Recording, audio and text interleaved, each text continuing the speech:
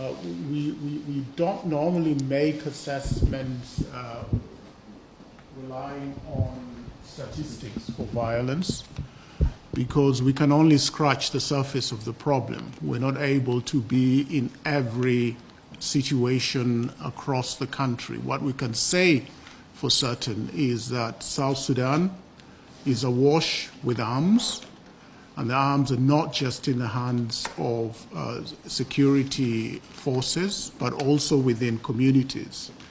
And this is one of the drivers of conflict, that civilians find it necessary to protect themselves. They don't rely on the state. We came back from Warab, which has been a state in which communities are in contestation with each other within Warab, but also across the state borders into communities from unity as well. And this is a challenge. It means that it's very difficult to always keep up on the levels of violence, but the latency of the violence certainly hasn't increased. So that the potential for what might look like a small crisis to create a spark in South Sudan is always very high.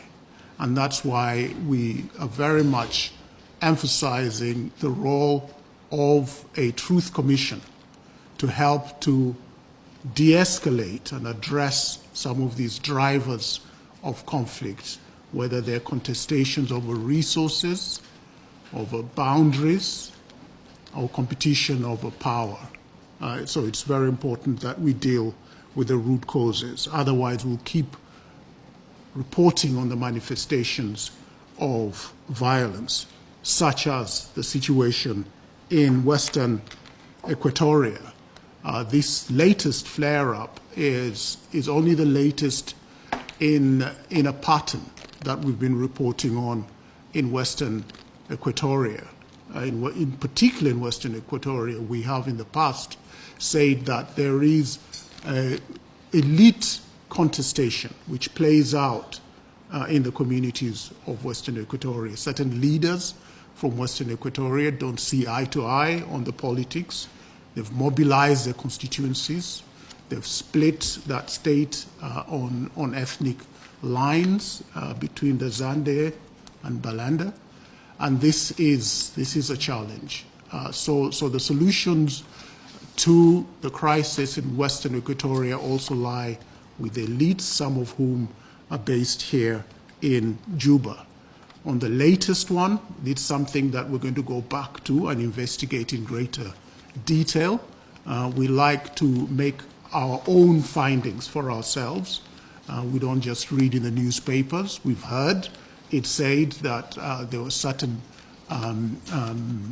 military and political actors behind the latest violence, but we haven't investigated ourselves as to who they are and where they are at the moment. But what we can urge is that it is a responsibility of the government to investigate, to identify who it was that perpetrated those scenes that some people are seeing on social media, and to hold those people accountable, including through prosecutions if they've been responsible, particularly for violence and deaths. So Western Equatoria will feature in the report that we release next week. And if our mandate is renewed, we will go back to Western Equatoria and continue to document and make recommendations for accountability and prevention of the violence there. So what is new this time? We'll have a report out next week, and you'll have to make up your mind what is new. But as we've already said in our remarks, there is a pattern of cycles of violence in South Sudan that has not yet been broken. How do you break that cycle? Through, and my colleague Carlos is, I'm sure, is going to go into this question, you build a judiciary, a justice system that is responsive to violations through investigations, prosecutions. If people are found guilty, they are sentenced, they serve their time or make reparation to victims. That judicial service or criminal justice service needs resourcing. If you divert national resources, if you prioritize security or other sectors, then you will not break the cycles of violence in South Sudan. And again, we come back to the question of the Truth Commission.